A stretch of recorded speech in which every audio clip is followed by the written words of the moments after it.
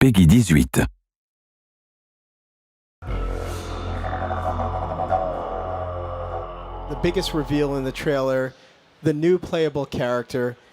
Fans know who she is, but tell everyone who the new playable character is. Yeah, so in the first game, you play Corvo Atano, who is the royal protector wrongly accused of killing the Empress, out to clear his name and take down this the Loyalist conspiracy.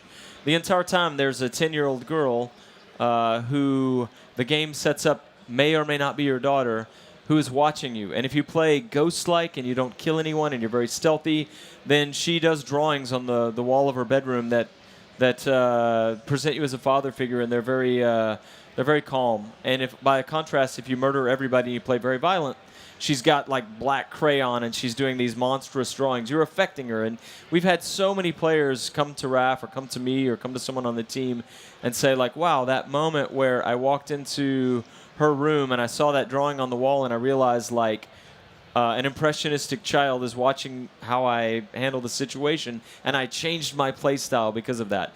So anyway, long story short, there's something kind of magical about Emily for us in the game, and as soon as we finished Dishonored 1, we began talking about how what we really felt energy about was continuing Emily's story. What kind of person would she grow up to be? What kind of empress would she be?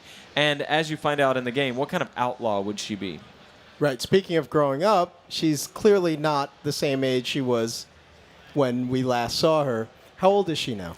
Yeah, the once 10-year-old girl is now the 25-year-old woman. She's been through 15 years of history since the last game and the events of Dishonored 2. What else can you tell us about the person that she's become and grown from since being in the original game and being such a little girl to being the beautiful young woman she is now? Well, it's, we talked a lot about what she would be like as a person because she was born the daughter of the Empress, very privileged life, living in Dunwall Tower, royalty, best education, all of that. But she was very imaginative. In the first game, she's always talking about, someday I'm going to be on a sailing ship tracking whales and fighting pirates. And, she's an imaginative kid. But then this terrible thing happens where her mother there's a political assassination. Her mother's killed in front of her. She's taken away by these people, rescued by Corvo. And so she's a person of privilege, but then who dealt with a big tragedy. And she's sort of marred by that. And then she spends the next 15 years raised and educated by Corvo Atano. And so that's kind of, she's a hybrid of those things. So cool. You could play as her for the entire game. Is that correct? Yeah, the way we set the new game up is that you start the game 15 years after the Rat Plague has ended, and you play for about the first 20 or 30 minutes as Emily. You get to kind of see a day in her life, and you get to see Corvo for the first time as a character moving around in the world. And then there's a dramatic, pivotal event that happens, and from that point, you choose to finish the game as either Emily or pick it up as Corvo. And for the rest of the game, you're either Emily, Kaldwin, or you're Corvo Atano. You saw that in the trailer that they introduced some new powers. Do you want to lead us into those? Can we take a look at those again? Yeah, so what you saw there is Far Reach. Emily doesn't have Blink. Blink was a signature power in the first game.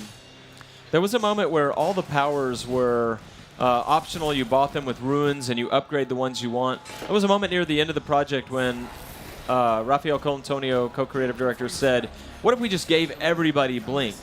And it transformed the game. It was a signature mechanic.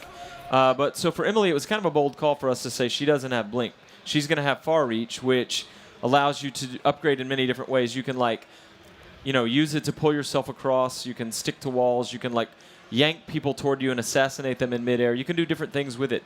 It's as cool as Blink, but mechanically different. And at the end of that video, we saw another power she has called Shadow Walk that we'll be talking more about in the future.